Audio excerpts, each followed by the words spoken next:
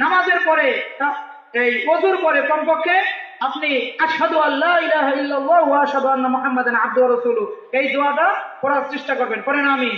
তাহলে কিয়ামত দিবসে আপনাকে প্রত্যেকটা দরজা, জান্নাতের 8টা দরজা দিয়া আপনি ঢুকতে পারবেন, পড়েন আলহামদুলিল্লাহ। বাবুর রাইয়ান অর্থাৎ জান্নাতের আরেকটা গেট বা দরজার নাম হচ্ছে রাইয়ান, সেটার কথা বলতেছিলাম। আমরা যখন শপিং মলে ঢুকি কোন জায়গা দিয়ে ঢুকি বলেন? দরজা বা গেট দিয়েই তো ঢুকি, ঠিক কিনা? রাসূলুল্লাহ সাল্লাল্লাহু আলাইহি সাল্লাম বললেন, তোমরা জেনে নাও তোমাদের জান্নাতের গেটের লম্বা বা সেটার স্পেস কত হবে। আমাদের স্বাভাবিকভাবে শপিং মলের দরজার স্পেস বা এটার ওসার প্রসার কতটুকু হয় বলেন?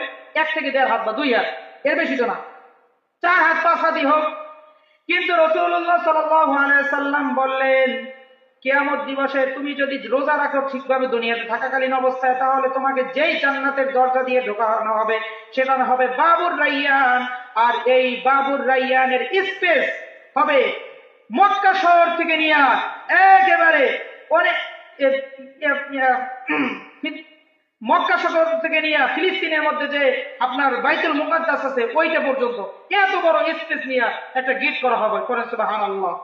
এত বড় গেটের মধ্যে দিয়া আপনাকে আহলান ওয়া সাহলান ওয়া মারহাবান ওয়া তাইয়্যিবা দিয়ে আপনাকে হাঁটিয়ে হাঁটিয়ে নিয়ে যাওয়া হবে, করেন সুবহানাল্লাহ।